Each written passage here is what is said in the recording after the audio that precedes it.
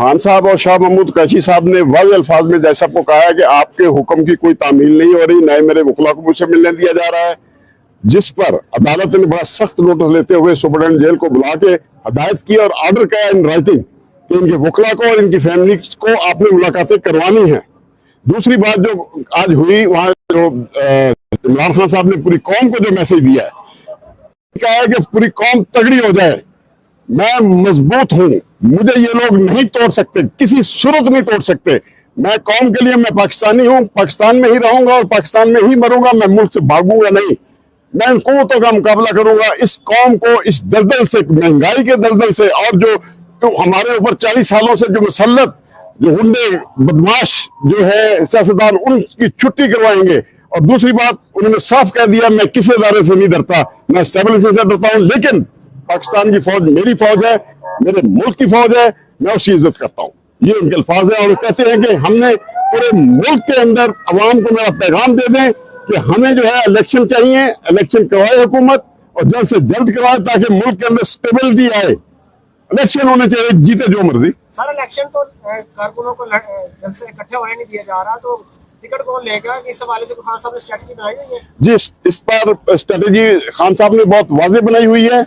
उसका हम इंशाल्लाह अगली तारीख के आपको मुकम्मल जो है रोड मैप देंगे कि इलेक्शन में किस तरह हम जा रहे हैं। पीटीआई को लेके खान साहब का जो हुक्म है वो जो है उनकी इंशाल्लाह स्पोक्स पर्सन उनकी बहन होगी और वो आपको सबको बताया करेगी कि आइंदा सियासत में क्या कुछ होना है। हम बुकला जो है, हम कानून के जो है केस के बारे में हमसे जो सवाल करना है वो हम उसका जवाब देंगे। खान साहब के थोड़ा वो जाली के पीछे से आपसे मिले थे या उनको कोर्ट रूम के अंदर बुलाया हुआ था? नहीं, हमें वकला को बाहर एक कमरे में बिठा के मुलाकात करवाई गई, लेकिन कोर्ट रूम का जो एक है वो वही होती है, जाली लगी होती है, अंदर जाली और वकला होते हैं, वो सामने थे हमारे। इस तरह वो थे, इस तरह हम थे। खान साहब ने शेव वगैरह की थी आज? बिल्कुल शेव थी और बड़े हशाश विशाश थे और खुश भी थे कि मैं जो है इस मुल्क के लिए, इस कौम के लिए जेल के अंदर हूँ। ये भी आपको बता दूं। उनको खबरें हैं सारी बाहर की? जी, वो खबरें का तो इस बात का तो इल्म नहीं, लेकिन वो एक बात कहते हैं कि मेरे मुल्क के अदारा जो है अदलिया स्पेशली, उसको तबाह किया जा रहा है। कुछ अदारों ने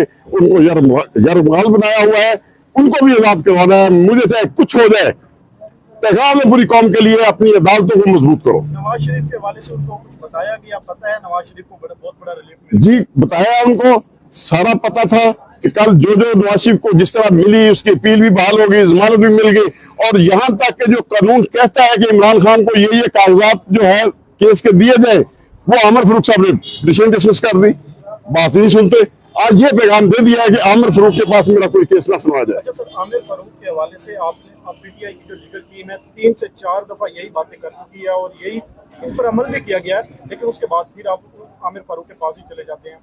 जाते नहीं, आमिर फारूक चीफ जस्टिस से मार्किंग उसने खुद करनी होती है, खुद वो पिटीशनों को नंबर लगा के अपने पास रख लेता है। इंशाल्लाह अगली पेशी पे आमिर फारूक होगा या हम होंगे, ये आपको बता दें। इसके पीछे कैसे?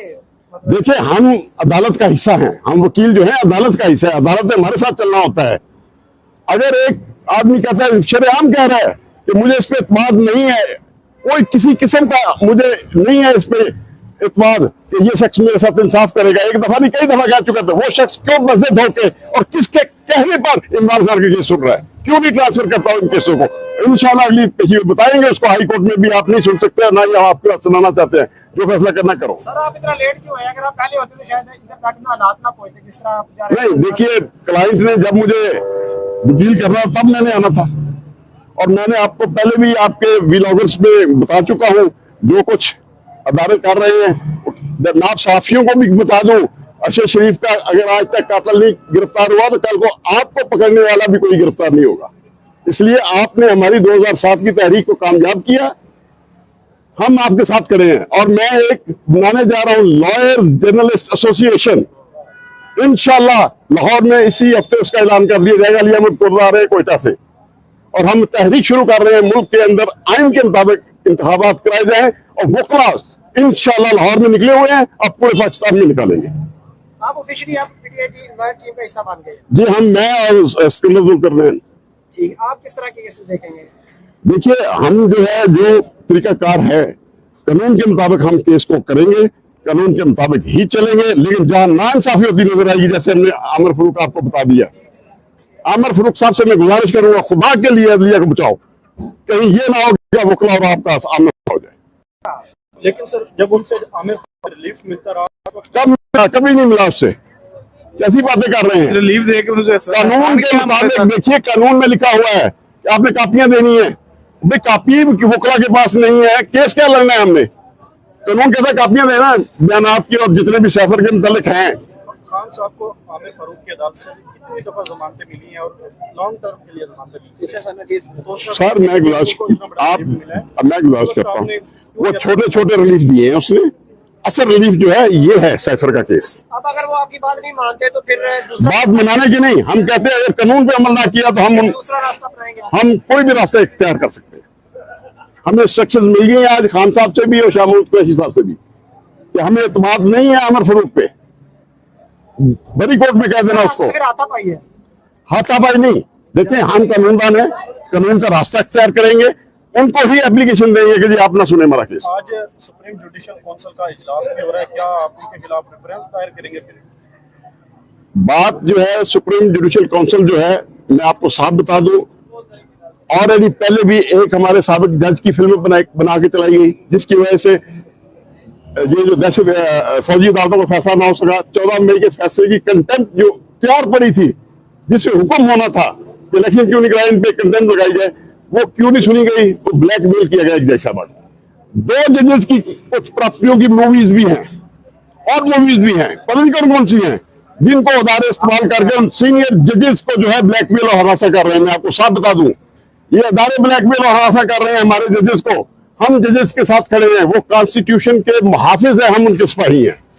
हमारे जजेस मुहाफिज हैं, चीफ जस्टिस ऑफ पाकिस्तान हमारा चीफ है, हम उसके सिपाही हैं, और इंशाअल्लाह आइन की बहाली और दस्तूर की बहाली तक हम जंग लड़ते रहेंगे। आप समझते हैं इस्लामाबाद हाई कोर्ट के चीफ जस्टिस की भी कोई इस तरह की कोई कमजोरी है? बज़ाहिर तो ये नहीं आ रहा है, क्योंकि इन जजेस के जो असासाजात देखे, इनके बेटों के और इनके दमादों के असासाजात ही देखे, कम से कम सब बात सामने आ जाएगी, जिसकी वजह से ये ब्लैकमेल हो रहे हैं। थैंक यू, बहुत शुक्रिया सर आपसे। गाहे अच्छा पैसे दियो ना, माल कटो जो है माल तो दियो। माल नवाज शरीफ देंगे। ये आप देख सकते थे कि एक दबंग वकील आफ्ताब बाजवा साहब को खास तौर पे लाहौर से बुलाया गया है और आपने इनकी दबंग गुफ्तगू सुनी होगी। अब ये साइफर केस में, नैब केसेस हो, तोशाखाना केस में हो, उसमें इमरान खान की मावनत करेंगे और आपने उनका दबंग अंदाज सुन लिया होगा कि उन्होंने चीफ जस्टिस को साफ साफ जुबान में इनकार कर दिया है कि आप हमारे केसेस ना सुने।